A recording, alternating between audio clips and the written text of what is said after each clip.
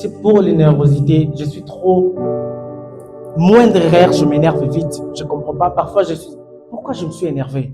Ça m'arrive que je m'énerve, surtout quand une personne hausse la voix, me donne un ordre, surtout. Ça m'est arrivé une fois, on est en Nairobi avec mon chef. Il me parlait, il criait vraiment sur moi. Ça m'est arrivé qu'on ait l'échange de paroles entre nous. Je lui ai dit clairement, papa, on ne crie pas sur moi, mais on me parle. Si vous voulez que je puisse vous écouter, parlez-moi, ne criez pas sur moi.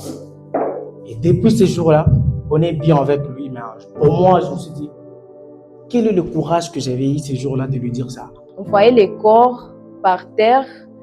Nous nous sommes abrités quelque part en attendant que les coups de balle s'arrêtent pour rentrer à la maison. Et depuis lors, jusqu'à aujourd'hui d'ailleurs, je ne mange plus de viande à cause des corps que j'ai eu à voir. Les bruits m'affectaient beaucoup, je n'arrivais plus à sortir, mais je me suis fait aider et ça va déjà. Mais ce qui concerne la viande, je ne peux pas manger. Peut-être que ça arrivera, mais pour le moment, ça ne marche pas. Je me suis mis dans une situation d'un ami. Au courant de cette période, surtout les mois de février, après avoir vécu ce qui s'est passé au courant du mois de janvier à Goma, il a encore été victime. On a cambriolé certains de ses biens dans sa maison et ça l'a énormément affecté. À chaque fois que je suis avec lui, s'il y a un bruit autour de lui, il est dans une situation de non-quiétude. Donc, il veut tout de suite contrôler s'il n'y a pas quelqu'un autour qui peut lui faire du mal. Je crois que c'est ce que la psychologue parlait des flashbacks, des moments qui reviennent. Je n'arrive plus à me concentrer. Avec les coups de balle qu'il y a eu, ça a fait assez que nous soyons tous dans la stupeur et on est devenu instable. Donc auparavant, s'il fallait peut-être lire en moyenne 50 pages en 1 heure, aujourd'hui c'est à peine qu'on peut parvenir à lire même 10 pages sans somnoler. Donc ça c'est le premier symptôme. Le deuxième symptôme que j'ai développé, je vois que c'est le trouble du cycle de sommeil. Avec les coups de balle qu'il y avait au cours de ces jours-là, on arrivait difficilement à s'endormir. Même si on s'endormait, on avait l'impression que les événements qu'on a vécus étant éveillés, on est en train de les revivre en somnolant. Et donc, il y a eu ce trouble de sommeil-là. Et jusqu'aujourd'hui, on ne parvient plus en tout cas à se dire donc je dors de telle heure à telle heure. Des fois, on peut dormir et avoir l'insomnie, ou bien dormir et aller au-delà. Donc, on a perdu un peu ces cycles de sommeil. Quel accompagnement précis ou quel accompagnement psychologique réservé aux hommes qui traversent les moments difficiles pour qu'ils... Aux hommes comme humains, hommes, femmes, pour qu'ils deviennent réellement forts. La première question est de savoir comment reconnaître le traumatisme dans certaines situations qu'on fait face. La première des choses, là, on est en risque de développer des troubles mentaux. Les troubles mentaux, c'est différent des problèmes de santé mentale. C'est par exemple quand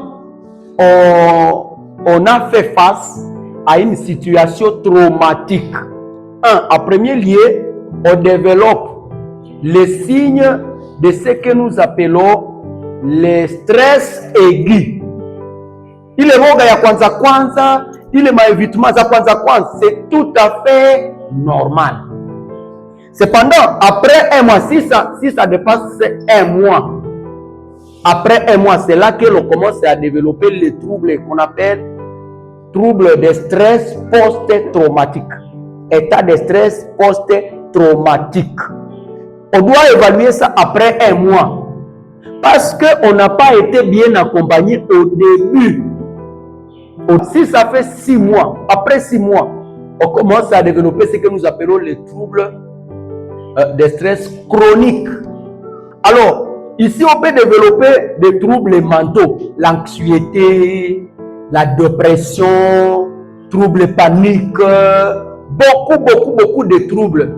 Mais aussi, si on n'est pas accompagné, il y a des conséquences autres que le cours, c'est la baisse de la performance. Une fois on n'est pas bien accompagné, tu comprendras que tu n'es plus performant.